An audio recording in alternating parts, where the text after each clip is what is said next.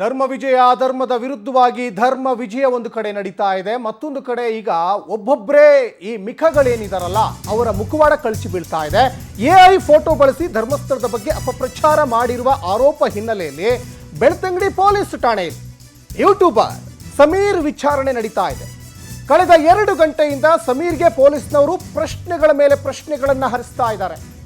ಸಾಲು ಸಾಲು ಪ್ರಶ್ನೆಯನ್ನ ಎಸ್ಐಟಿ ಅಧಿಕಾರಿಗಳು ಈಗ ಕೇಳ್ತಾ ಇದ್ದಾರೆ. ಬೆಳ್ತಂಗಡಿ ಪೊಲೀಸ್ ಠಾಣೆಗೆ ಸಮೀರ್ ಬಂದಿದ್ದಾನೆ.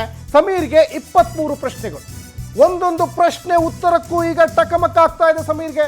ದಾಖಲೆಗಳ ಸಮೇತ ವಿಚಾರಣೆಗೆ ಯೂಟ್ಯೂಬರ್ ಸಮೀರ್ ಬಂದಿದ್ದಾನೆ. ವಿಚಾರಣೆಗೆ ಹಾಜರಾಗುವಂತೆ 3 ನೋಟಿಸ್ ಅನ್ನ ಪೊಲೀಸ್ನವರು ಈ ಹಿಂದೆನೆ ಕೂಡ ಕೊಟ್ಟಿದ್ರು. ಆತನ ಮನೆಗೂ ಹೋಗಿ ಅಂಟಿಸಿದ್ರು. ಧೂತ ಯೂಟ್ಯೂಬ್ ಹಿಂದೆ ಯಾರ್ಯಾರಿದ್ದಾರೆ, ಆತನ ಹಿಂದೆ ಯಾರ್ಯಾರಿದ್ದಾರೆ, ಎಐ ಫೋಟೋ ಷಡ್ಯಂತ್ರದ ಹಿಂದೆ ಯಾರೆಲ್ಲ ಇದ್ದಾರೆ, ಇದು ಕೂಡ ಈಗ ಎಸ್ಐಟಿ ತನಿಖೆಯಿಂದನೇ ಗೊತ್ತಾಗಬೇಕಾಗಿದೆ. ಹೀಗೆ 10 ಪ್ರಶ್ನೆಗಳನ್ನು ಮುಂದಿಟ್ಟು ಸಮೀರ್ಗೆ ಈಗ ಎಸ್ಐಟಿ ಪೊಲೀಸ್ನವರು ಡ್ರಿಲ್ ಮಾಡ್ತಾ ಇದ್ದಾರೆ. ಎಐ ಫೋಟೋ ಬಳಸಿ ಸಮೀರ್ ಈಗ ಅನನ್ಯ ಭಟ್ಟನ್ನ ಈಗ ಸೃಷ್ಟಿ ಮಾಡಿದ್ನ ಅನ್ನುವಂತಹ ಅನುಮಾನವೂ ಈಗ ಕಾಡ್ತಾ ಇದೆ. ಯಾಕಂದರೆ ಇದು ನಿನ್ನೆ ಏನು ಮಾಸ್ಕ್ ಮ್ಯಾನ್ ಅರೆಸ್ಟ್ ಆದ್ನಲ್ಲ, ಆತನ ನಿಜವಾದಂತಹ ಹೆಸರು ಆಲ್ರೆಡಿ ಈಗ ರಿವೀಲ್ ಆಗಿದೆ. ಚಿನ್ನಯ್ಯ ಅಲಿಯಾಸ್ ಚೆನ್ನ ಅಂತ. ಆತ ಮೂಲತಃ ಮಂಡ್ಯದವನು. ಆತ ತಮಿಳ್ನಾಡಲ್ಲಿ ಕೆಲಸ ಮಾಡ್ತಾ ಇದ್ದ. ಎಲ್ಲ ಎಳೆ ಎಳೆಯಾಗಿ ನಿಮ್ಮ ಪವರ್ ಟಿವಿ ನಿರಂತರವಾಗಿ ಬಿಚ್ಚಿಡ್ತಾನೆ ಬರ್ತಾ ಇದೆ. ಈಗ ಇವನು ಕೇವಲ ಸೂತ್ರಧಾರಿ, ಪಾತ್ರಧಾರಿಗಳು ಸಾಕಷ್ಟು ಜನ ಇದ್ದಾರೆ ಅನ್ನೋದು ಇಲ್ಲಿ ಸ್ಪಷ್ಟವಾಗಿ ಗೊತ್ತಾಗ್ತಾ ಇದೆ. ಅದರಲ್ಲಿ ಮತ್ತೊಬ್ಬ ಪಾತ್ರಧಾರಿ ಯೂಟ್ಯೂಬ್ ಮೂಲಕ ಹಸಿ ಹಸಿ ಸುಳ್ಳನ್ನು ಜನತೆಯ ತಲೆಗೆ ತುಂಬ್ತಾ ಇದ್ದಂತಹ ಯೂಟ್ಯೂಬರ್ ಸಮೀರ್. ಆತ ಮೂಲತಃ ಬಳ್ಳಾರಿಯವನು. ಆದರೆ ಧರ್ಮಸ್ಥಳಕ್ಕೆ ಯಾಕೆ ಬಂದು ಅಲ್ಲಿ ಸ್ಟೇ ಆಗಿದ್ದ, ಎಷ್ಟು ದಿವಸದಿಂದ ಅಲ್ಲಿ ಬಂದಿದ್ದ, ಆತನ ಹತ್ರ ಇರುವಂಥ ದಾಖಲೆಗಳು ಏನು, ಆತ ಏನೇನೆಲ್ಲ ಈಗ ವಿಚಾರಣೆ ಸಂದರ್ಭದಲ್ಲಿ ಬಾಯಿ ಬಿಟ್ಟಿದ್ದಾನೆ. ಏನೋ ಯೂಟ್ಯೂಬರ್ ಸಮೀರ್ ಫೋನನ್ನು ವಶಕ್ಕೆ ಪಡೆದಿದ್ದಾರೆ ಬೆಳ್ತಂಗಡಿ ಪೊಲೀಸ್ನವರು ಅನ್ನೋದು ಕೂಡ ಗೊತ್ತಾಗ್ತಾ ಇದೆ. ಆತನೊಂದಿಗೆ ಯಾರು ಸಂಪರ್ಕದಲ್ಲಿದ್ದಾರೆ ಎಂಬ ಮಾಹಿತಿ ಕೂಡ ಈಗ ಸಂಗ್ರಹ ಮಾಡ್ತಾ ಇದ್ದಾರೆ ಎಸ್ಐಟಿ ಅಧಿಕಾರಿಗಳು. ಷಡ್ಯಂತ್ರ ರೂಪಿಸಿದವರು ಯಾರು ಎಂಬ ಡಿಜಿಟಲ್ ಸಾಕ್ಷ್ಯವನ್ನ ಈಗ ಸಂಗ್ರಹ ಮಾಡ್ತಾ ಇದ್ದಾರೆ ಅನ್ನೋದು ಕೂಡ ಗೊತ್ತಾಗ್ತಾ ಇದೆ.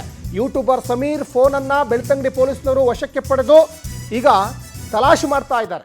ನೋಡಿ, ಸಾಕಷ್ಟು ದಾಖಲೆಗಳ ಸಮೇತವಾಗಿ ಬೆಳ್ತಂಗಡಿ ಎಸ್ಐಟಿ ಕಚೇರಿಗೆ ಯೂಟ್ಯೂಬರ್ ಸಮೀರ್ ಬಂದಿದ್ದಾನೆ. ಆಲ್ರೆಡಿ ಆತನ ಮೇಲೆ ಸುಮೋಟೋ ಕೇಸ್ ದಾಖಲಾಗಿತ್ತು. ಆತನಿಗೆ ಈಗ ನಿರೀಕ್ಷಣಾ ಜಾಮೀನು ಕೂಡ ಸಿಕ್ಕಿದೆ. ಮತ್ತೊಂದು ಕಡೆ ಚಿಕ್ಕಮಗಳೂರು ಜಿಲ್ಲೆ ಕಡೂರಿನಲ್ಲಿ ಮಂಜುನಾಥ್ ಜೈನ್ ಅನ್ನೋರು ಕೂಡ ಆತನ ಮೇಲೆ ಕಂಪ್ಲೇಂಟನ್ನು ಮಾಡಿದ್ದಾರೆ. ಈಗ ವಿಚಾರಣೆ ತೀವ್ರಗತಿಯಲ್ಲಿ ನಡೀತಾ ಇದೆ. ಹಾಗಾದರೆ ಏನೇನೆಲ್ಲ ಬಾಯ್ ಬಿಟ್ಟ, ಎಸ್ಐಟಿ ಮುಂದೆ ಏನಾದರೂ ಬಾಯ್ ಬಿಟ್ಟಿದ್ದಾನಾ ಸಮೀರ್? ಈ ಬಗ್ಗೆ ಹೆಚ್ಚಿನ ಡೀಟೇಲ್ಸನ್ನು ನಮ್ಮ ಪ್ರತಿನಿಧಿ ರೂಪೇಶ್ ಬೈಂದೂರು ಕೊಡ್ತಾ ಹೋಗ್ತಾರೆ. ರೂಪೇಶ್, ಈ ಧರ್ಮಸ್ಥಳದ ವಿರುದ್ಧವಾಗಿ ಷಡ್ಯಂತ್ರ ಮಾಡಿರುವ ಪ್ರತಿಯೊಬ್ಬರ ಮುಖವಾಡ ಕಳಚಿ ಬೀಳ್ತಾ ಇದೆ. ನಿನ್ನೆ ಮಾಸ್ಕ್ ಮ್ಯಾನ್ ಚಿನ್ನಯ್ಯ, ಇವತ್ತು ಯೂಟ್ಯೂಬರ್ ಸಮೀರ್. ಏನೆಲ್ಲ ಹೆಚ್ಚಿನ ಡೀಟೇಲ್ಸ್ ಸಿಗ್ತಾ ಇದೆ ಸಮೀರ್ ಬಗ್ಗೆ ತಮಗೆ?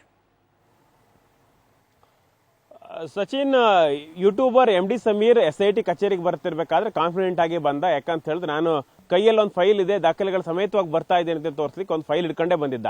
ಆದ್ರೆ ಆ ಫೈಲ್ ಯಾವುದು ಕೂಡ ವರ್ಕೌಟ್ ಆಗ್ತಾ ಇಲ್ಲ. ಯಾಕಂತ ಹೇಳಿದ್ರೆ ಇಲ್ಲಿ ಯೂಟ್ಯೂಬರ್ ಸಮೀರ್ ತಂದಂತ ಫೈಲ್ಗಳೆಲ್ಲವೂ ಕೂಡ ಏನು ದಾಖಲೆಗಳಾಗಿರ್ಲಿಲ್ಲ ಅಥವಾ ಜಸ್ಟ್ ಇದು ಒಂದು ರೆಫರೆನ್ಸ್ ಫೈಲ್ಗಳು ಅಷ್ಟೇ ಆಗಿದ್ದವು. ಈ ಕೇಸ್ಗೆ ಸಂಬಂಧಪಟ್ಟಂತೆ ತಾನೇನು ಧರ್ಮಸ್ಥಳದ ವಿರುದ್ಧ ಆರೋಪ ಮಾಡಿದ್ದೇನಲ್ಲ, ಈ ಆರೋಪಕ್ಕೆ ಸಂಬಂಧಪಟ್ಟಂತೆ ಈ ಫೈಲನ್ನು ಮಾಡಿದ್ದೇನೆ. ಈ ಮತ್ತೊಂದು ಆರೋಪಕ್ಕೆ ಸಂಬಂಧಪಟ್ಟಂತೆ ಇದು ಆನೆ ಮಾವುತ ಊರಿನ ಗೌಡನ ಕತೆ ಹೇಳದ್ನಲ್ಲ, ಆ ಗೌಡನ್ ಸಂಬಂಧಪಟ್ಟಂತೆ ಈ ತರ ಯಾವ ದಾಖಲೆಗಳನ್ನು ಕೂಡ ಕೊಟ್ಟಿರ್ಲಿಲ್ಲ. ಹೀಗಾಗಿ ಇದೇ ದಾಖಲೆಗಳು ಕೊಡದೆ ಬೇಸ್ಲೆಸ್ ಆಗಿ ಮಾತಾಡ್ಲಿಕ್ಕೂ ಕೂಡ ಬರೋದಿಲ್ಲ. ಇದು ಸಮೀರ್ಗೆ ಸಂಕಷ್ಟ ಆಗಿದೆ. ಹೀಗಾಗಿ ಸಮೀರ್ ಒಂದ್ ಹಂತಕ್ಕೆ ಸುಳ್ಳು ಹೇಳಿದ್ದಾನೆ ಅನ್ನೋದು ಪಕ್ಕ ಆಗ್ತಾ ಇದೆ SITಗೆ. ಇದಕ್ಕೆ ಸಂಬಂಧಪಟ್ಟಂತೆ ಯಾಕೆ ನೀನು ಧಾರ್ಮಿಕ ಭಾವನೆಗೆ ಧಕ್ಕೆ ಮಾಡುವಂತ ಪ್ರಯತ್ನಗಳನ್ನು ಮಾಡ್ತಾ ಇದ್ದ ಪ್ರಶ್ನೆಗಳನ್ನು ಕೇಳಿದ್ದಾರೆ. ಇದಕ್ಕೆ ಸಮೀರ್ ಬಳಿ ಉತ್ತರ ಇಲ್ಲ. ಹೀಗಾಗಿ ಸಮೀರ್ ಬಳಿ ಇರತಕ್ಕಂಥ ಮೊಬೈಲ್ ಅನ್ನು ಕೂಡ ವಶಕ್ಕೆ ಪಡ್ಕೊಂಡಿದ್ದಾರೆ. ಅದನ್ನ ಡಿಜಿಟಲ್ ಎವಿಡೆನ್ಸ್ ಆಗಿ ಪರಿಗಣಿಸಲಿಕ್ಕೆ ಲ್ಯಾಬ್ ಕೂಡ ಕಳಿಸ್ಕೊಟ್ಟಿದ್ದಾರೆ. ಅದೇ ರೀತಿಯಾಗಿ ಆತ ಯಾರೊಂದಿಗೆ ಸಂಪರ್ಕದಲ್ಲಿದ್ದ, ಯಾಕೆ ಸಂಪರ್ಕದಲ್ಲಿದ್ದ, ಹೀಗಾಗಿ ಇದ್ರ ಹಿಂದೆ ಏನಾದ್ರೂ ಷಡ್ಯಂತ್ರಗಳು ಇರಬಹುದಾ ಅಥವಾ ಫೀಡಿಂಗ್ ವ್ಯವಸ್ಥೆಗಳಾಗಿದೆಯಾ, ಫಂಡಿಂಗ್ ವ್ಯವಸ್ಥೆಗಳಾಗಿದೆ, ಇದೆಲ್ಲವನ್ನೂ ಕೂಡ SIT ತಲಾಶ್ ಮಾಡಬೇಕಾಗುತ್ತೆ. ಈ ನಿಟ್ಟಿನಲ್ಲೂ ಕೂಡ ಒಂದಿಷ್ಟು ದಾಖಲೆಗಳನ್ನು ಕಲೆ ಹಾಕ್ತಾ ಇದೆ. ಅದೇ ರೀತಿ ಸಮೀರಿಗೆ ಒಂದಿಷ್ಟು ಪ್ರಶ್ನೆಗಳ ಸುರಿಮಳೆಯನ್ನು ಕೂಡ SIT ಪೊಲೀಸ್ನವರು ಕೇಳ್ತಾ ಇದ್ದಾರೆ. ಯಾಕಂತ ಹೇಳಿದ್ರೆ ಇದೀಗ ಬಹುಮುಖ್ಯವಾಗಿ SIT ಇಲ್ಲಿ ಕೋಮು ಸೌಹಾರ್ದತೆಯನ್ನು ಕೆಡಿಸುವಂತ ಮಾಡೋ ಪ್ರಯತ್ನದಲ್ಲಿ ಸಮೀರ್ಗೆ ನೋಟಿಸ್ ಅನ್ನು ಕೊಟ್ಟು ವಿಚಾರಣೆಗೆ ಬನ್ನಿ ಅಂತ ಹೇಳಿದೆ. ಇದು ಸಂಬಂಧಪಟ್ಟಂತೆ ಒಂದಿಷ್ಟು ಪ್ರಶ್ನೆಗಳನ್ನು ಕೂಡ ಕೇಳಲಾಗ್ತಾ ಇದೆ. ಅದೇ ರೀತಿಯಾಗಿ ಇಲ್ಲಿ ಮೊಬೈಲ್ ಸಾಕ್ಷ್ಯಗಳು ಸೇರಿದಂತೆ ಹಲವಾರು ಡಿಜಿಟಲ್ ಸಾಕ್ಷ್ಯಗಳನ್ನು ಕೂಡ ಆತನ ಬಳಿ ಪಡ್ಕೊಳ್ಳಿದೆ ಅನ್ನೋ ಮಾಹಿತಿಗಳು ಸಿಗ್ತಾ ಇದೆ. ಅದೇ ರೀತಿಯಾಗಿ ಹಿಂದೆ ಯಾಕಂತ ಹೇಳಿದ್ರೆ ಕೇವಲ ಸಮೀರ್ ಮಾತ್ರ ಅಲ್ಲ, ಇನ್ನಿಷ್ಟು ಜನಕ್ಕೆ ಫೀಡಿಂಗ್ ಆಗಿದೆ ಅನ್ನೋ ವಿಚಾರಗಳು ಕೂಡ ಬರ್ತಾ ಇದೆ. ಹೀಗಾಗಿ ಇದಕ್ಕೆ ಸಂಬಂಧಪಟ್ಟ ಏನು ಕೂಡ ಆರೋಪಗಳು ಇರೋದ್ರಿಂದ ಇಲ್ಲಿ ಕೂಡ ಕ್ವಶನ್ಗಳನ್ನ SIT ಪೊಲೀಸರು ಕೇಳ್ತಿದ್ದಾರೆ. ಒಟ್ಟಾರಾಗಿ ಸಮಗ್ರವಾಗಿರ್ಕೊಂಡು ತನಿಖೆ ಮಾಡ್ತಾ ಇದೆ. ಈಗಾಗಲೇ 3 ಗಂಟೆಗಳ ಕಾಲ ಕಳೆದು ಹೋಗ್ಬಿಟ್ಟಿದೆ. ಹೀಗಾಗಿ 3 ಗಂಟೆಯಿಂದಲೂ ಕೂಡ SIT ಪೊಲೀಸ್ನವರು ಸಮಗ್ರವಾಗಿ ತನಿಖೆಯನ್ನ ಮಾಡ್ತಾ ಇದ್ದಾರೆ. ಅದೇ ರೀತಿಯಾಗಿ ಬೆಳ್ತಂಗಡಿ ಪೊಲೀಸ್ನವರು ಕೂಡ ಸಮಗ್ರವಾಗಿ ತನಿಖೆಯನ್ನ ಮಾಡ್ತಾ ಇದ್ದಾರೆ. ಒಟ್ಟಾರಾಗಿ ಬೆಳ್ತಂಗಡಿ ಪೊಲೀಸರಿಗೆ ಮಹತ್ವದ ಸಾಕ್ಷಿ ಸಿಕ್ಕಿದ್ರೆ ಇನ್ನೂ ಕೂಡ ಕೋರ್ಟ್ಗೆ ಅವರು ಸಲ್ಲಿಕೆಯನ್ನ ಮಾಡಬಹುದು. ಯಾಕಂದ್ರೆ ಇಷ್ಟೆಲ್ಲ ಮಹತ್ವ ಸಾಕ್ಷಿಗಳಿದೆ, ಇಷ್ಟು ಜೈಲು ಶಿಕ್ಷೆ ಆಗಬಹುದು. ಹೀಗಾಗಿ ಇಲ್ಲಿ ನಿರೀಕ್ಷಣೆ ಜಾಮೀನು ಏನ್ ಸಿಕ್ಕಿತ್ತು ಅದಕ್ಕೆ ಸಂಬಂಧಪಟ್ಟಂತೆ ಕ್ಯಾನ್ಸಲೇಷನ್ ಮಾಡಿ ಅಂತೇಳಿ ಕೂಡ ಕೇಳಬಹುದು. ಹೀಗಾಗಿ ಇದು ಕೇಳಬೇಕಾದ್ರೆ ಮಹತ್ವದ ಸಾಕ್ಷಿಗಳು ಬೇಕಾಗುತ್ತೆ. ಹೀಗಾಗಿ ಡಿಜಿಟಲ್ ಸಾಕ್ಷ್ಯವನ್ನೇ ಮಹತ್ವ ಸಾಕ್ಷಿಯಾಗಿ ಪರಿಗಣಿಸಬೇಕು ಅಂತ ನಿರ್ಧರಿಸಿ ಮಾಡಿದ್ದಾರೆ. ಹೀಗಾಗಿ ಫೋನ್ ಅನ್ನು ಕೂಡ ವಶಕ್ಕೆ ಪಡ್ಕೊಂಡು ಡಿಜಿಟಲ್ ಸಾಕ್ಷಿಗಳನ್ನು ಕಲೆ ಹಾಕ್ಲಿಕ್ಕೆ ಕೂಡ ಹೊರಟಿದ್ದಾರೆ. ಅದೇ ರೀತಿಯಾಗಿ ಆತ ಯಾರೊಂದಿಗೆ ಸಂಪರ್ಕದಲ್ಲಿದ್ದ, ಹೀಗಾಗಿ ರಿಸರ್ಚ್ ಮಾಡಬೇಕಾಗತ್ತೆ. ಯಾಕಂದ್ರೆ ಸುದ್ದಿ ಮಾಡುವಾಗ ರಿಸರ್ಚ್ ಮಾಡಬೇಕಾಗತ್ತೆ. ಯಾಕಂತ ಹೇಳಿದ್ರೆ ಒಂದು 5-6 ಕಥೆಗಳನ್ನು ರಸವತ್ತಾಗಿ ಹೇಳಿದ್ದ. ಹೀಗಾಗಿ ಕಥೆ ಸಂಬಂಧಪಟ್ಟಂತೆ ಮಾವುತ ಅಂತ ಹೇಳ್ತಾನೆ. ಮಾವುತನ್ ಕೇಸ್ಗೆ ಇದಕ್ಕೆ ಸಂಬಂಧ ಲಿಂಕ್ ಇದೆಯಾ ಅನ್ನೋದು ಕೂಡ ಹೇಳಬೇಕಾಗುತ್ತೆ. ಹೀಗಾಗಿ ಓನ್ಲಿ ವಿಡಿಯೋ ಮಾಡಿದ್ರೆ ಸಾಕಾಗೋದಿಲ್ಲ, ಸಂಬಂಧಪಟ್ಟ ದಾಖಲೆಗಳನ್ನು ಕೂಡ ಕೊಡಬೇಕಾಗುತ್ತೆ. ಏನಾದ್ರು ಮೊಬೈಲ್ ರಿಸರ್ಚ್ ಮಾಡಬೇಕಾದ್ರೆ ದಾಖಲೆಗಳು ಇರಬೇಕಲ್ಲ. ಅಥವಾ ಈಗ ಈ ಮಾವತ್ ಸುದ್ದಿ ಮಾಡ್ತಾ ಇದ್ದೀನಿ, ಏನ್ ಮಾವತ್ತ ಹಿನ್ನೆಲೆ ಏನು ನೋಡಿರ್ಬೇಕಲ್ಲ, ಅದನ್ನೇನಾದ್ರೂ ನೋಡಿದ್ದಾನೆ ಅಂತೇಳಿ ಕೂಡ ಗೂಗಲ್ ಸರ್ಚ್ ಅನ್ನು ಕೂಡ ನೋಡ್ತಾ ಇದ್ದಾರೆ ಅನ್ನೋ ಮಾಹಿತಿಗಳು ಸಿಗ್ತಾ ಇದೆ. ಸಚಿನ್, ಆಮೇಲೆ ಡೀಟೇಲ್ಸ್ಗಾಗಿ